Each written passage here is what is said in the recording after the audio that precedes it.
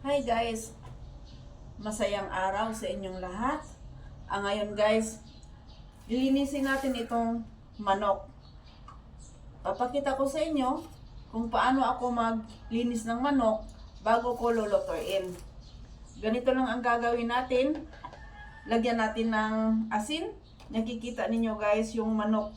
Ayan, ipapakita ko sa inyo. Ganito ka ang laki ng hiwa ng manok. Yan. At marami ito. Ang gagawin natin, lagyan natin ito ng asin.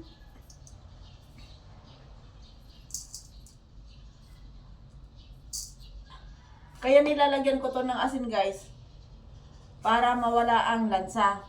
Tingnan nyo lang kung paano ko ginagawa ito, ang paglilinis ng manok. Ganito lang yung gagawin natin, para mawala yung lansa ng manok. Gaganunin mo lang ng gaganito. Lagyan ng asin, tapos gaganin nyo ng gayon yung mga balat. Tatanggalin ang balat para maganda yung paglinis nito. Ayan. Tinatanggal ko yung balat kasi yung balat, nandyan yung kolesterol. Maraming mantika ang balat ng manok. Kaya pag kayo ay magluluto ng manok, na ganitong klase na manok, parte ng ng dito sa may kasi mataba, dapat talaga guys tatanggalin ninyo yung balat ng manok para iwas tayo ng kolesterol. Pero yung iba naman kasi gusto nilang kainin yung taba ng manok, gustong gusto nila. Pero kung para sa akin, ganito kasi yung ginagawa ko, kasi matanda na ako, umiiwas ako na hindi tataas yung dugo ko. Kaya pag ako naglilinis ng manok, tinatanggalan ko ng balat. Tulad nito, ayan. Nakikita ninyo, ayan. O, tinatanggalan ko. Tapos, nilamas ko ng mabuti sa asin para mawala yung lansa. Ganito yung ginagawa ko. Pagkatapos nito, huhugasan ko ng mabuti. Mga 5 bisis ko huhugasan para mawala yung lansa bago ko lulutuin. Ayan. Nakikita ninyo? Yung balat ng manok kasi guys, napaka-kolesterol nito.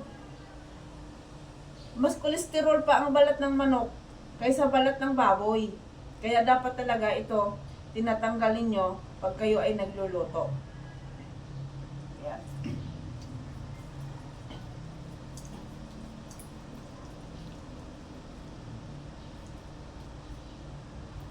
Ayan.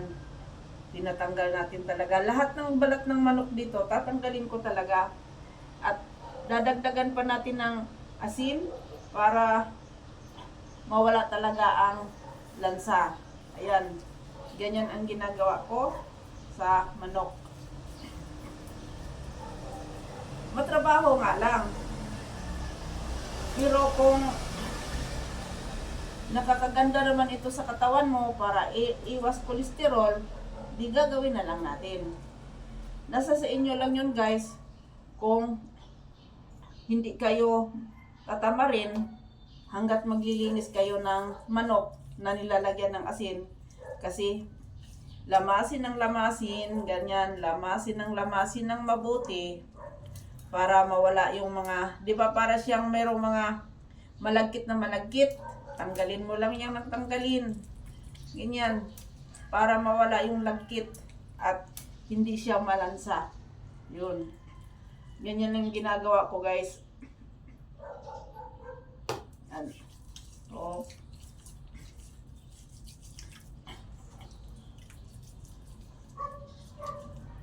ang menu natin para dito sa manok ay ginger chicken. Tinatanggalan ko pa ito ng, ayan, nakita niyo dito, yung para siyang dugo. Yan, yung mga ganyan guys. Yan, nakikita niyo yan. Tinatanggal ko pa ito Iwan ko lang sa inyo kung tinatanggal ninyo. Pero pag ako ang naglilinis ng manok, talagang tinatanggal ko ito. Dahil ayaw ko ng may ganito. Hindi ko gusto ng may ganito eh. Kaya tinatanggal ko talaga. Nilinis ko mabuti. Linisin ko talaga mabuti yung manok bago ko lulutuin. Yan. Ang gawin nating luto dito is ginger chicken. Pipirituhin ko lang itong manok.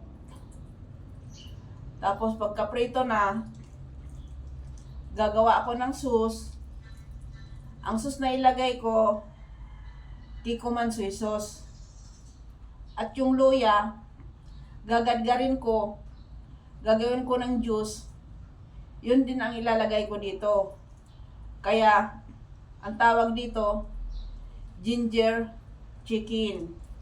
Kasi, juice ng luya ang hinahalo ko dito. At nilalagyan ko pa ito ng buksoy. At linalagyan ko pa ito ng leeks. Para talaga masarap ang resulta ng luto ko. At magustuhan ng mga tao dahil sobrang linis. Hindi siya malansa. Sarap siyang kagatin pag hindi malansa.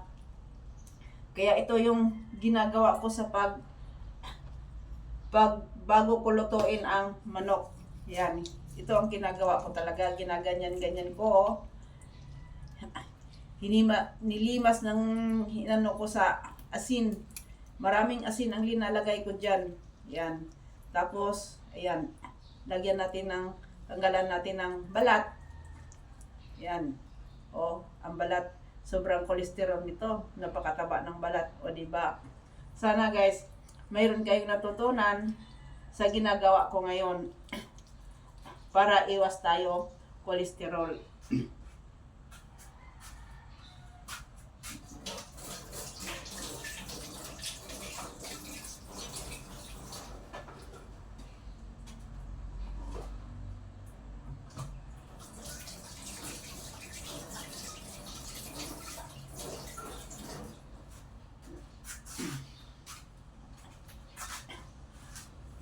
At kayo, mga nanay dyan, mga nanay at tatay, pag kayo ay nagluluto ng manok, ganito rin ang gagawin niyo, yung ginagawa ko.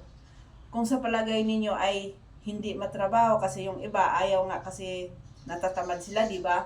Kaya ayaw nilang gawin ng ganon. Pero kung kayo lang naman ang kakain, bakit hindi nyo gagawin para naman ito sa kabutihan ng katawan nyo?